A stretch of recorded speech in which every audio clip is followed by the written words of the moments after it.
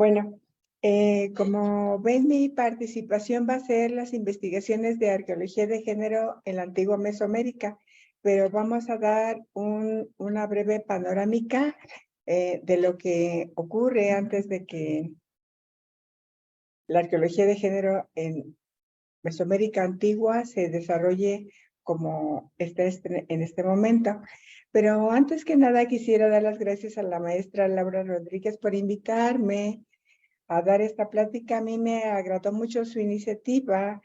y su entusiasmo por organizar este evento para celebrar el Día Internacional de las Mujeres con unas charlas sobre un tema que raramente se encuentra en el plan de estudios de las licenciaturas o los posgrados en arqueología. Esto en referencia a México, como vemos en muchas universidades españolas, esto forma parte de la currícula obligatoria. En México, tanto la materia de arqueología de género o de antropología de género, que me ha tocado dar los dos en la ENA, son optativas. Entonces, no todos los estudiantes están familiarizados con estos materiales, excepto los que realmente están interesados y se acercan a sus profesores para avanzar con este tema. Ojalá que el tema que trato sea una cuestión que los anime a llevar a cabo sus propias indagaciones desde las trincheras de su excavación. Bueno, mi idea de esta plática es presentarles inicialmente el concepto mismo de arqueología de género y sus objetivos. En un segundo momento, a grandes pinceladas, les plantearé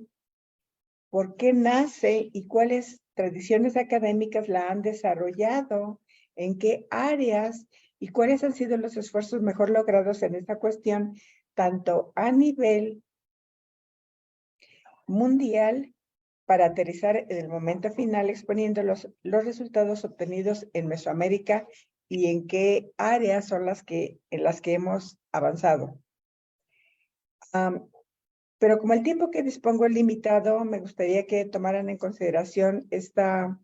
señalamiento que ya había hecho la maestra Laura sobre este sitio en donde se pueden consultar muchos de los trabajos que se han reunido en relación con este tema. Quiero colocar desde el inicio esta foto de una pintura que se encuentra en los murales de Calakmul.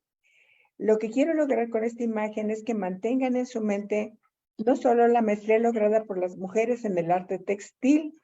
sino también recordarles que las comunidades mesoaméricas, no importa si son la náhuatl, la maya o en cualquier otra área cultural de Mesoamérica, las sociedades eran estratificadas y por consiguiente la indumentaria de cada grupo refleja su pertenencia de clase, y como es obvio en esta pintura, tenemos a una mujer que pertenece a la élite cultural del área maya, en concreto de Calakmul, y cómo podían ser la indumentaria que las mujeres, igual que en España, en Iberia, tenían que tejer para sí mismas y para la sociedad en su conjunto. La arqueología de género estudia la organización de las relaciones entre mujeres y hombres y otros géneros y la forma en la que este ordenamiento se ve afectado y cómo influye en otras dimensiones culturales como la economía, la religión, la política o el sistema de parentesco. Como se trata de sociedades desaparecidas, este estudio se lleva a cabo a través de los vestigios materiales como los artefactos líticos, los artilugios cerámicos, los textiles, como vamos a estar viendo, las pinturas, las esculturas, y en este caso, bueno, mi intención con estas dos fotos es mostrarles cómo en el imaginario de los egipcios y en el caso de la izquierda de la señora Shock con su esposo, cómo ellos imaginaban simbólicamente la estatura o las dimensiones corporales de las mujeres, aunque eso no corresponde con la realidad. Esto es en su imaginario y cómo lo plasmaban en estas esculturas o en este alto relieve de la señora Schock, que es muy conocido y es de una belleza impresionante. El tejido y el trabajo textil de las mujeres, que las mujeres llevaron a cabo para elaborar esta indumentaria que es de carácter ritual, por supuesto. La arqueología de género nació en la inquietud de las arqueólogas de países desarrollados que tenían en mente un amplio abanico de propósitos que los vamos a ver uno por uno de manera rápida, pero lo que quiero mostrar con esta diapositiva es que la arqueología androcéntrica, como en este país y en todos, se ha centrado fundamentalmente en el estudio de, por una parte, de la dimensión masculina y en específico de los personajes que tenían el poder político o el poder religioso, como vemos en el caso de este sacerdote, o el poder de las armas, como vemos en el siguiente, o los hombres que se dedicaban al comercio.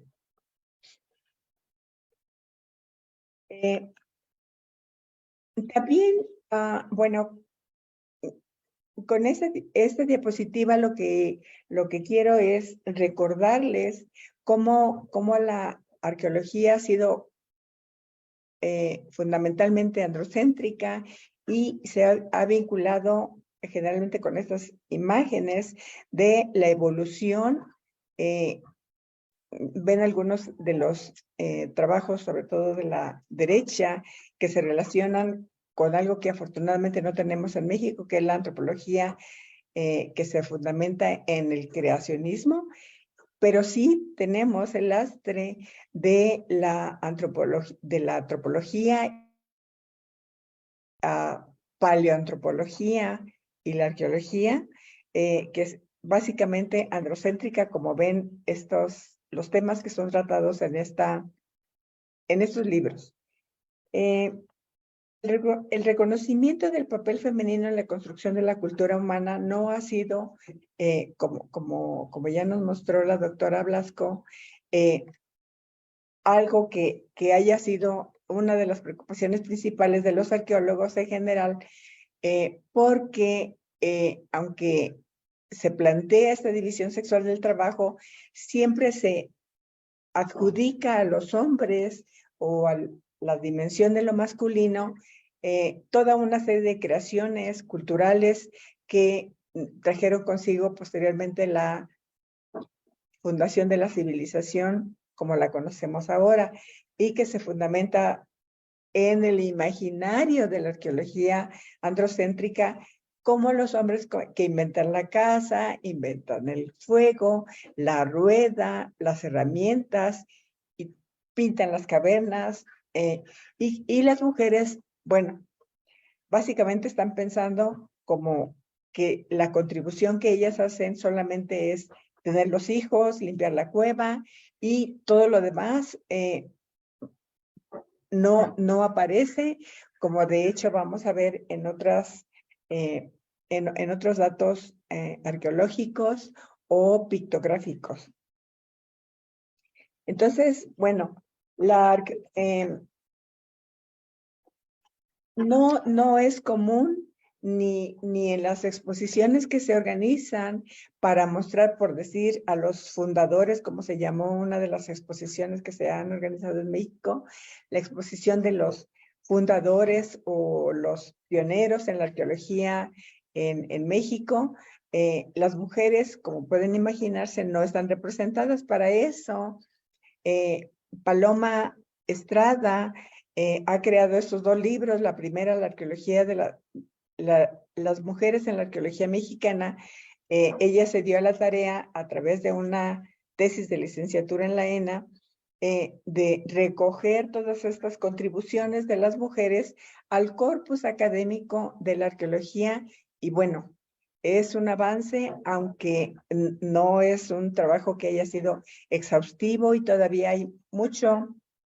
tarea para llevar a cabo en ese sentido. Como vemos, una de las principales contribuciones que se reconocen desde la arqueología y la antropología es la cuestión del trabajo femenino, pero muchas de las aportaciones que han sido hechas desde la antropología crítica o de la antropología feminista han recogido la importancia y han enfatizado el carácter absolutamente indispensable del trabajo que realizan las mujeres. Bueno, como ya mencionaba la doctora Blasco, también existe la cuestión de la representación en los museos y también, obviamente, en todos estos museos que estamos observando aquí, existe la subrepresentación de las mujeres y ya no digamos, bueno, yo llevé a cabo un trabajo semejante al que han presentado las arqueólogas en España para analizar la cantidad, la calidad o la presencia siquiera de las figuras femeninas en los museos y no podemos generalizar, por ejemplo, en el caso del Museo Nacional de Antropología, que es el que conozco y del que he escrito, que pueda ser todo, que en todas las salas existe la invisibilización de la figura femenina. Por ejemplo, la que yo estudié se refiere a la etapa inicial de Mesoamérica, o sea, el preclásico, y en esa sala existían muchas representaciones femeninas en las cuales ellas aparecían con las aportaciones que realmente debieron ocurrir en sus comunidades. Pero un caso muy diferente, pero puede comprenderse porque es el caso de la sala mexica, porque la sala mexica predominantemente se enfatiza el carácter guerrero de la sociedad, de esa sociedad, y por supuesto que en términos materiales y simbólicos las mujeres aparecen en escasas ocasiones. Pero esta cuestión es un fenómeno generalizado, como comento, en relación con los museos. El caso del MAM es el Museo de Madrid, yo creo que es un caso aparte. Si nos da tiempo lo comentamos. La que sigue, por favor. Gracias. Otra de las cuestiones que se han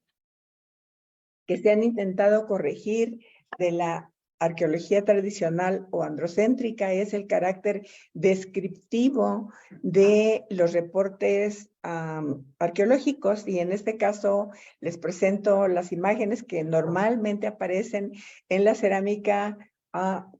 Nombren la cerámica de cualquier parte del mundo, va a ser generalmente así, excepto cuando se tienen los propósitos concretos y específicos de ser críticos o de plantear otras dimensiones de la realidad social y no nada más las formas y el tipo de tapaderas o las figuritas relacionadas con, bueno, en este caso es cerámica española, pero lo mismo ocurre con la mesoamericana, la que sigue. Otra de las cuestiones que le preocupó denunciar y criticar en la arqueología de género es la cuestión de la división sexual del trabajo entre los arqueólogos, las arqueólogas y los arqueólogos. Los arqueólogos generalmente estaban destinados bien a dirigir los proyectos de investigación o a llevar a cabo la excavación o la prospección o, en fin, a vincularse con los aspectos importantes de las comunidades excavadas. En cambio, a las mujeres se les asignaba el marcaje de los materiales culturales en los laboratorios. O sea, ¿qué se iban a encargar de hacer ellas? pues el trabajo doméstico de la arqueología. Lavar los tepalcates, marcarlos, clasificarlos, en fin. Entonces, mientras de esta manera los arqueólogos tenían más posibilidades de avanzar en términos escalafonarios, con publicaciones, ya que tenían datos frescos, datos interesantes sobre la excavación. En cambio, el trabajo arqueológico doméstico que tenían que llevar a cabo las mujeres permanecía como lo no importante, como lo no indispensable, lo prescindible, y ellas eran las que tenían que llevar a cabo este trabajo. Todavía esta división sexual del trabajo arqueológico no es superada, pero se está, ya teniéndolo presente, se está intentando superarlo. Desde luego, el hecho de que muchas de las áreas, por ejemplo, en el caso concreto de la arqueología de México, ya las principales áreas o las más importantes en México y en Mesoamérica ya estuvieran ocupadas, las mujeres se especializaron en los temas en los cuales los hombres no habían ocupado esos espacios, como por ejemplo el análisis de la cerámica. Tenemos extraordinarias ceramistas, también debido justamente a esta migración de las mujeres hacia áreas no abordadas por los hombres, fueron y se especializaron en arte rupestre, por ejemplo, o en la arqueología de las zonas áridas en Mesoamérica, o el estudio de las conchas, que tenemos una especialista maravillosa en este asunto, o también en la arqueología subacuática, que eran espacios que no habían sido llenados por los personajes más relevantes en la arqueología mesoamericana. Desde luego, bueno, siempre tenemos el referente de las arqueólogas españolas que están teniendo una influencia muy importante con quienes nos estamos relacionando. Y aquí tenemos una foto de Margarita Sánchez que está haciendo alusión a la pintura rupestre, de cual vamos a ver una bellísima imagen que creo que ya trajo Marta también, de cómo podía ser el papel de las mujeres en las pinturas rupestres, y siempre han sido asignados o pensados que eran los hombres los que estaban haciéndolo, aunque se tiene tanta evidencia de que hubieran sido hombres, hubieran sido mujeres. La verdad es que no lo sabemos, pero en el imaginario de la arqueología androcéntrica son los hombres los que están llevando a cabo las actividades, como ya vimos, más importantes y que son las que contribuyen a la producción y a la reproducción cultural de las comunidades desaparecidas. Bueno, una de las cuestiones que se presentan no solamente en el trabajo que llevan a cabo las arqueólogas en este ámbito, es la cuestión del acoso sexual. Generalmente podemos escuchar, yo he tenido la oportunidad de escuchar en 3 generaciones consecutivas las quejas de las arqueólogas que tienen sus comentarios acerca de esto, y bueno,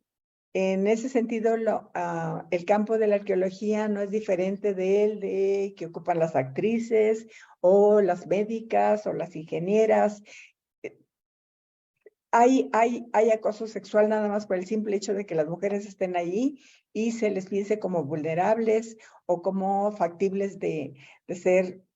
acosadas. Entonces, bueno, esa es una problemática que, que ya ha sido y que tiene que ser superada, suprimida. En ese sentido, tengo el comentario de Beatriz, que ella estaba excavando en los 50 y ella se enfrentaba con la problemática de la escasa autoridad otorgada a las arqueólogas y los peones se negaban a tomar órdenes de ellas diciendo yo no recibo órdenes de ninguna vieja. Pero esta es una cuestión que ha perdurado desde los tiempos de Beatriz, en mi propia generación y en la generación de mis estudiantes. Entonces es una cuestión en la que hay que prestar atención también y ocurre, bueno, en las excavaciones. La arqueología de género en México ha sido una de las cuestiones que a mí me han preocupado mucho y he tenido la tendencia a estar constantemente revisando cuáles han sido las contribuciones más recientes en ese sentido y bueno, yo generé este texto en el que se hace toda una revisión por una parte de a nivel teórico de los planteamientos de la arqueología de género y después ya aterrizando propiamente en los estudios de caso que se llevan a cabo en México. Desde luego que todas las arqueólogas que vamos a estar mirando, cuyas contribuciones vamos a estar mirando en las fotos subsecuentes, tienen que ver o tuvieron su influencia o recibieron ejemplos de Maricha Gimbutas, quien desde los 1945 ya estaba publicando sus trabajos y ella siempre fue una mujer muy activa, tanto en términos de la política como en su propio trabajo arqueológico, que estaban muy bien representados sus intereses como feminista y como activista. Esta cuestión del androcentrismo tan acendrado en la arqueología tradicional se centra o está muy bien expresado en todos estos libros de los que han variado muy poco acerca de esta caracterización de los hombres como el paradigma que tenemos presente si pensamos en la evolución de los homínidos y la creación de la cultura humana. Este libro de The Evolution of Man nos lo aclara y también todas estas que son muy difundidas, todas estas imágenes en las que aparecen los hombres cazando, en este caso no sé, pero los favoritos son los mamutes. Entonces, bueno, otra vez, yo no quise traer la diapositiva que se vincula con el título de Manne Hutter, pero obviamente esta es el antecedente de la cual se derivaron toda una serie de participaciones, reflexiones, estudios de caso, vinculados con una contestación respondiendo al reto de que no solamente los hombres habían contribuido de alguna manera a la evolución de la especie humana, sino también las mujeres y en este sentido, Woman de Garere es uno de los más influyentes, pero existen muchos otros que han sido hechos no solamente como Ehrenberg, sino también desde todas las disciplinas ha habido una inconformidad a este planteamiento hecho desde la antropología, desde la paleoantropología androcéntrica. Pienso que los planteamientos de Alison Willey fueron fundamentales en la concepción misma y en el rechazo de estas imágenes paradigmáticas de los hombres como los constructores de la cultura humana. Y en ese sentido, también la respuesta que tuvieron Louis Lanfear y Rosaldo para crear este libro que fue muy influyente en todas las producciones intelectuales posteriores que se generaron desde la arqueología de género. Como vemos, todavía existe tanto a nivel del imaginario académico como del popular, por supuesto, estas ideas de que son los hombres los que dirigen o casi los únicos que son representados, en este caso por la migración entre Asia y América. Pero, bueno, nunca se preguntan quiénes estaban reproduciendo en ese grupo. Aparentemente siempre son representados hombres. Ya, desde luego, existen espacios en los cuales las imágenes femeninas son integrados a esos planteamientos pictóricos de esta parte de la evolución humana, y también estos libros en los que ya intentan introducir la cuestión de en lugar del hombre, la humanidad, e integrar de esa manera a las mujeres en este proceso de gran envergadura. Bueno, la producción de la arqueología de género tiene como antecedente necesario la producción de la antropología, y solamente traigo como ejemplo estos, pero hay toda una cantidad inmensa de producción de este tipo desde la antropología feminista, que da pie a que posteriormente las arqueólogas se planteen para su propio espacio y para las dimensiones de la arqueología y de la excavación, también estos planteamientos críticos que ya son iniciados por la antropología feminista.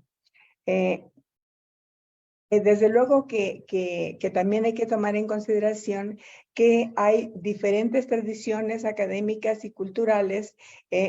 al interior de la arqueología de género. Y en ese sentido, quizás es importante señalar que la arqueología que era generada en el área de Escandinavia, concretamente en Noruega, surgió ahí con Sorensen y con Dodmanes, quienes generaron una serie de reuniones en las cuales se produjeron estos libros que fueron inicialmente los más representativos en la arqueología de género. Este libro de Sorensen se lo recomiendo particularmente porque ella escribió este libro ella solita y tuvo muchos problemas porque solamente estaba escrito en su idioma y no en el inglés, ya que se tradujo al inglés, se tradujo rápidamente al español, y bueno, muchas de las personas que no están familiarizadas con el idioma, entonces ya tuvieron acceso a esto. Y también vamos a ver después este libro que también fue dedicado a hacer las traducciones de todas las contribuciones de las arqueólogas de género al español para que estuvieran accesibles al mundo hispano, y fue un muy, muy buen inicio porque hubo un interés inmediato en vincularse con este tipo de arqueología que, bueno, es un pensamiento disidente. Para el mundo norteamericano, Engineering Archaeology fue una pieza fundamental, aunque ya estamos a principios de los 1900, 1901, así van a ir apareciendo en cascada todos estos libros que nos traían interesantes estudios de caso y planteamientos novedosos acerca de la arqueología de género que estaban llevando a cabo estas especialistas norteamericanas. Nelson se convirtió en una referencia obligada porque ella generó muchas antologías y compilaciones que fueron abriendo brecha para los estudios de este tipo. También este libro que se fundamentó en la tesis de doctorado de Janet Spector, también tuvo una importancia crucial porque nos mostraba de qué manera podían llevarse a cabo las inferencias a partir de la cultura material.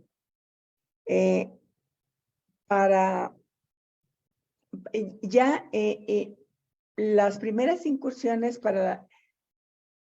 no sé si las primeras incursiones, vamos a ver a continuación la cronología de la arqueología de género en Mesoamérica y vamos a ver que se estaban empalmando muchos de los trabajos que se estaban llevando a cabo. Por ejemplo, esta compilación de Classen y Rosemary Joyce, que incluye también los primeros acercamientos por parte de las norteamericanas a la arqueología de Mesoamérica. Es otro libro que también es relevante, pero sobre esto, sobre la producción intelectual de las arqueólogas de género en Norteamérica, vamos a ver que tienen una cantidad increíble de materiales y que nombraron de diferentes maneras: Gender in Archaeology, Gender and Archaeology, Gender in Archaeology, o sea, todas las variaciones que puedan imaginar sobre estos títulos. Recogieron las inquietudes que fueron lideradas por Sarah Nelson. Estas otras también nos muestran la diversidad y la amplitud de las visiones que han sido presentadas por Nelson en diferentes contextos de todo el mundo. Roberta Gilchrist representa, desde mi punto de vista, la punta de lanza de la arqueología de género en Inglaterra. Existen otras especialistas, por supuesto, pero la que primero se dio a conocer fue Gilchrist con este libro. Desde luego que ha habido otros aspectos que han sido estudiados, no solamente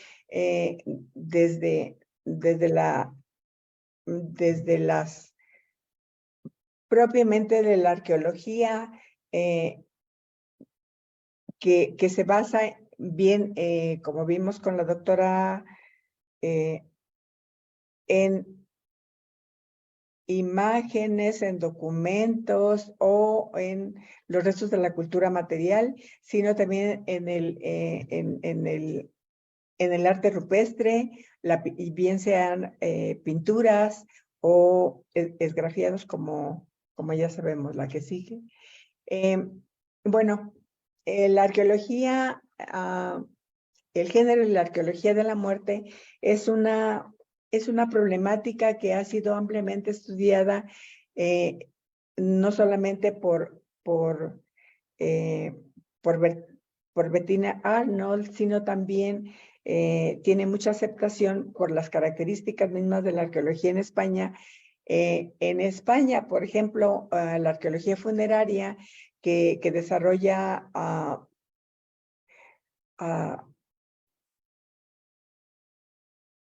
Lourdes Prados y el conjunto de arqueólogas asociadas con ella y que tienen acceso a esos artículos funerarios sobre la excavación de tumbas es algo que ha sido muy socorrido y muy bien aprovechado. En México lo que se hizo fue, al menos 3 estudiantes llevaron a cabo tesis sobre los entierros, sobre material cerámico procedente de tumbas y también haciendo análisis comparativos entre Mesoamérica y los Andes. En fin, fue esta sección de la arqueología de género fue muy bien recibida y fue una fuente de inspiración para los estudiantes, como ven. También la arqueología de la niñez también influyó en Hugo Pérez para llevar a cabo una aportación en el caso de los niños en Teotihuacán y Tenochtitlan. Bueno, como vemos, aunque ya no estuve comentando en qué épocas habían aparecido estos libros y las diferentes contribuciones de las arqueólogas en Inglaterra, en todas partes del mundo. En Mesoamérica hubo gente que ya estaba hablando acerca de eso, aunque en ocasiones no estuvieran haciendo referencia específica a, digamos, como a las aportaciones teóricas que se estaban produciendo en otros lados, pero se estaba tocando las cuestiones relacionadas con las representaciones de las mujeres en los mitos, en las fuentes documentales, basándose también en los tiestos, en los restos arqueológicos, en términos generales, en términos específicos que estaban apareciendo en sus excavaciones, como en el caso de Beatriz y de Ann Cyphers, y también Silvia Garza Tarazona, que no no lo he enfatizado más, pero ella escribió un libro muy interesante sobre las mujeres mesoamericanas. Este apartado que ya habíamos visto, toda esta dimensión de la aportación de las mujeres a la construcción del registro de lo que se relaciona con las mujeres en el contexto arqueológico y en concreto de las aportaciones de las mujeres al bagaje arqueológico de cada área, ya lo hizo, pero todavía falta una actualización. Paloma Estrada, que hizo tu tesis, como ya mencioné, en la ENA sobre la cuestión de las mujeres. En este caso tenemos estos 2 libros que fueron hechos, el de Klesen sobre el trabajo arqueológico de las mujeres y sus aportaciones en la arqueología norteamericana, y la de Sorensen en la arqueología anglosajona. Este otro libro de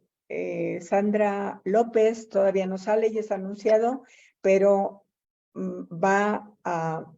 contribuir a esta sección que todavía, bueno, siempre está por hacerse y continuar con los avances de la aportación de las mujeres a la arqueología crítica en específico. Con esta diapositiva quería mostrarles toda la gran cantidad de producción que se ha hecho en torno a las mujeres en Egipto y cómo algunas de las autoras se han enfocado en las fuentes escritas, otras en las pinturas, otras se han fundamentado en los registros arqueológicos, escritos, y van comentando acerca de cuáles eran las relaciones de género, el papel de las mujeres en la jurisprudencia, el papel de las mujeres a nivel político, en lo religioso, en fin, en las áreas de la producción también. Pero hay un tema que sería fantástico de que se pudiera desarrollar para Mesoamérica, porque esta área, este tema específico de la violencia y el género en Egipto va a ser muy ilustrativo de la manera en la cual las mujeres son articuladas a las sociedades que son fundamentalmente militaristas y qué área más generosa en términos de rivalidades tribales, los diferentes estados en pugna y en una lucha armada continua, y el papel que las mujeres desempeñaran en eso es una cuestión muy, muy importante que sería conveniente que alguien la tomara y la desarrollara para Mesoamérica. Bueno, rápidamente quiero mostrarles este esquema en el que se muestra que las actividades de mantenimiento, que es una categoría analítica que ha sido creada a partir de la arqueología de género en España, resulta muy conveniente de tomar en cuenta porque se enfoca básicamente en la manera en la que las mujeres han contribuido a la construcción de sus comunidades y se relaciona con los aspectos más fundamentales de la producción. Por ejemplo, la manufactura textil, que como ya vimos en la conferencia anterior, las mujeres han sido, y Mesoamérica no fue la excepción, las mujeres han sido asignadas para llevar a cabo todas las labores textiles, porque así lo ordenaron los dioses mesoamericanos, pero los dioses de todo el mundo. Lo mismo ocurre con la alimentación y el procesado de alimentos, que es una actividad fundamental, de manera que si ellas no llevan a cabo estas actividades cotidianamente, los Macehualtin no pueden ir a sembrar sus milpas, los guerreros no pueden acudir a la guerra, los sacerdotes ni los tlatoanis pueden llevar a cabo las actividades que les encomendó su imaginario, ¿verdad? También en relación, a ver, quizás vamos viendo bueno, comentar rápidamente que hubo una colaboración entre las arqueólogas feministas españolas y un grupo de arqueólogas en México, y hubo la iniciativa de llevar a cabo una exposición fotográfica en la que se hiciera un análisis comparativo entre las mujeres ibéricas y las mujeres en Mesoamérica prehispánica. Fue una colaboración muy importante y muy significativa porque se utilizó ese esquema que ya vimos de las actividades de mantenimiento y dio un resultado extraordinario. No les traigo la exposición fotográfica, pero les muestro el panorama de las figurillas que utilizamos para ejemplificar estos aspectos en la sociedad mesoamericana. Por una parte, bueno, en este caso la reproducción estrictamente biológica de las mujeres, que es fundamental, como ya lo sabemos. También la participación de las mujeres en esa sección que ya no alcanzamos a describir, que se relaciona con la salud, y en este caso las mujeres estaban en estas pictografías en concreto que provienen de color naranja del Códice Florentino y la más clara del Códice Mendoza, nos están aludiendo a las actividades terapéuticas que llevaban a cabo las mujeres, como la partería, como la curandería, como la cirugía y las actividades para mantener la salud de la población en general. Estas figurillas cerámicas se refieren a la cocción y al procesamiento de los alimentos. En ese sentido, bueno, existen afortunadamente muchas representaciones de estas actividades que resultan fundamentales. El arte textil, como ya se comentó y que compartimos con yo creo que la mayor parte de los grupos femeninos desde la prehistoria hasta,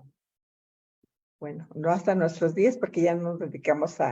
en el telar de cintura, excepto en algunas regiones donde tiene valor artesanal. Pero existen representaciones muy bellas de esta participación de las mujeres en estas labores, y como ya vimos, a ver,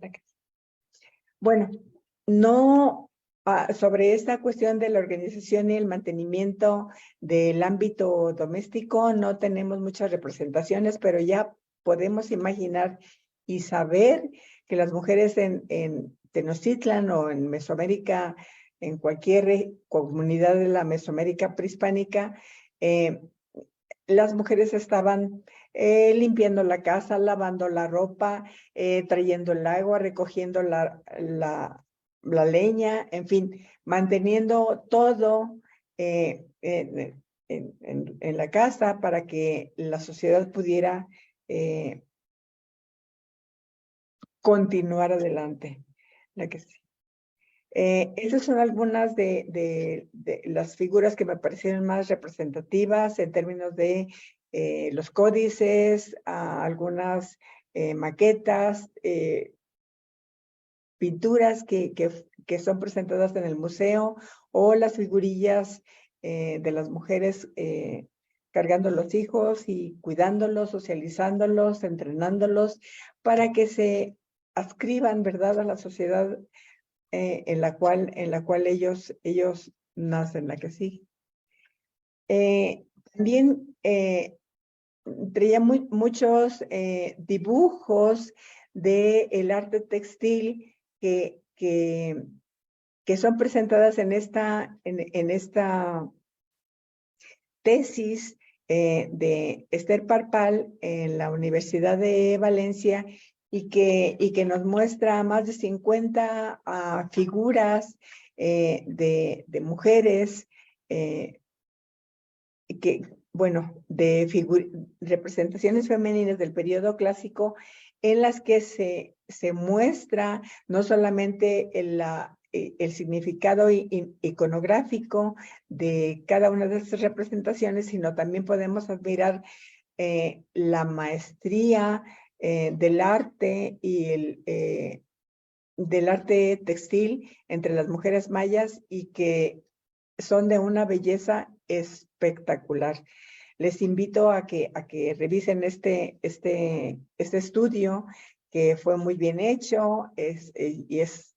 nos da muchísima información sobre esto. Aunque ella no está entrenada como arqueóloga, el trabajo que hizo desde la historia del arte es indispensable. El que sigue. Bueno, rápidamente, los estudios sobre las mujeres mayas en la antigüedad, que es de la autoría, bueno, es una compilación de Tracy Ardre. Andrea Stone, que sí es arqueóloga, y bueno, Tracy Arden también es arqueóloga y también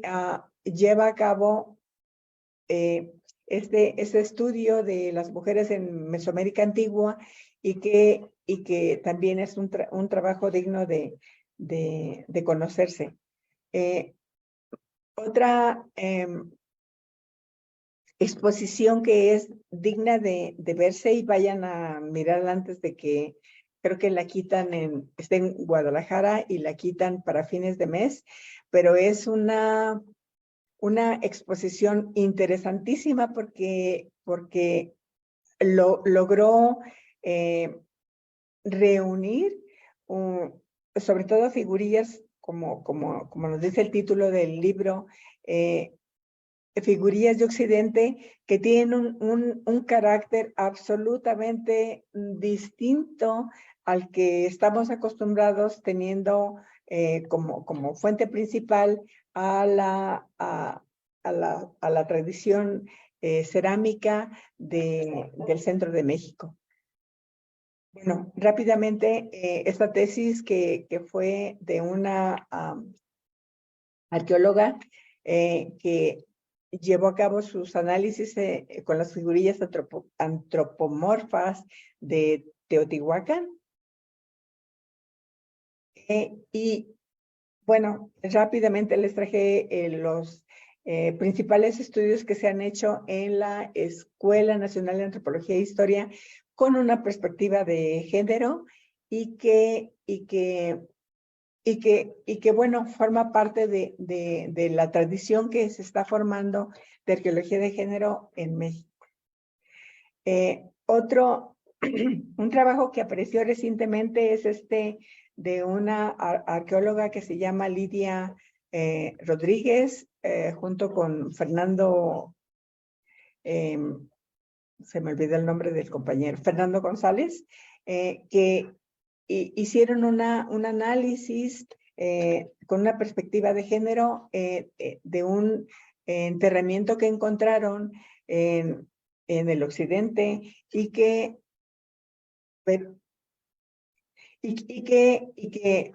bueno, lo pueden bajar en internet. Fue un trabajo muy interesante porque hacen el análisis de una ofrenda que está vinculada al esqueleto, que es de una mujer, por supuesto, y que muestra, muy al estilo del occidente, una maqueta en la que aparece la mujer dando luz, que probablemente murió en el parto, y que muestra la representación cerámica de ese evento en el cual probablemente murió esta mujer. Otra figura muy conocida en los estudios de la Mesoamérica prehispánica es Mercedes de la Garza. Para repetir otra vez, no es arqueóloga, pero ella ha hecho muchas contribuciones muy importantes desde la historia del arte, del estudio de las mujeres, en este caso de las mayas, pero tiene muchos otros trabajos vinculados con el matrimonio, con el espacio doméstico. En fin, es una mujer muy activa y muy productiva en esas temáticas que les interesa. Ella nos estaba comentando en este artículo sobre las mujeres mayas, y vemos que lo que ella describe como las funciones de las amas de casa, esposas, madres, la educación y socialización de los niños, los alimentos, los vestidos, el cuidado de la casa, en fin, toda la producción que tiene que ver con los bienes de subsistencia y el cultivo de las parcelas y la elaboración de las tortillas aunque no está haciendo específicamente un señalamiento de que todas estas actividades se vinculan con el mantenimiento, en realidad se refiere a ello. Bueno, ese es el libro del que les hablaba, que fue también un par de aguas en la arqueología de género en España, porque lo que hicieron las compiladoras en este estudio fue nada más traducir lo que existía en otros idiomas y darlo a conocer en el ámbito español, y fue fantástico, porque no solamente se beneficiaba a España, obviamente, con ese tipo de trabajo, sino también México y en otras regiones del mundo. Rápidamente y de manera sintética, quise reunir los nombres de las figuras más emblemáticas y de los personajes más conocidos de la arqueología de género. En la mexicana, por ejemplo, no mencionamos el trabajo de Ixchel ni el de Miriam Gallegos, pero son ya nada más por cuestión del tiempo, no las incluimos, pero los trabajos que tienen ellas son extraordinarios. En el caso de Ixchel, que hizo una tesis de maestría en el área de Veracruz sobre el ciclo, el ciclo de las mujeres, y encontró representaciones de nacimiento, del parto, de los ritos de la adolescencia para las mujeres, en fin, y el de Miriam Gallegos se vincula predominantemente, aunque no exclusivamente, al área ritual, y se enfocó en concreto en las mujeres sacerdotisas. Bueno,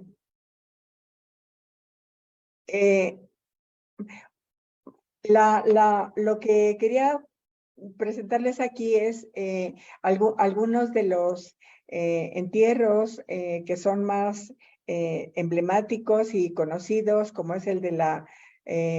Reina Roja en Palenque, y otras, y las maneras en que se vinculan o de qué manera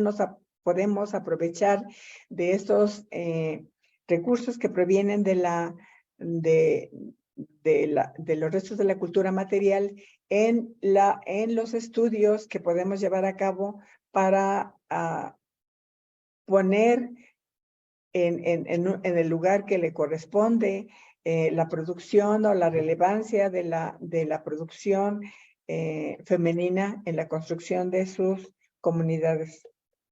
Creo que termino con esto, solamente señalando de que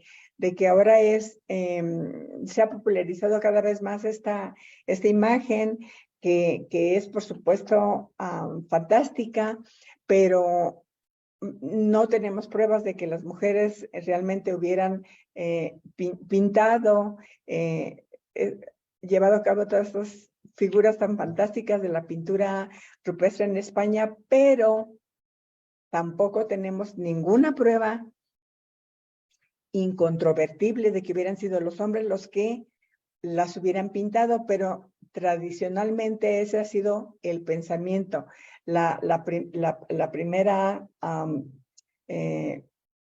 propuesta que se hace es que eran los hombres los que estaban llevando a cabo estas pinturas, por supuesto, vinculándolo con las actividades que hipotéticamente los hombres llevaban a cabo en las actividades cinegéticas. Yo creo que por ahí, por lo pronto, lo quedamos, y estoy contenta de recibir comentarios, sugerencias, responder dudas. Muchas gracias por su atención.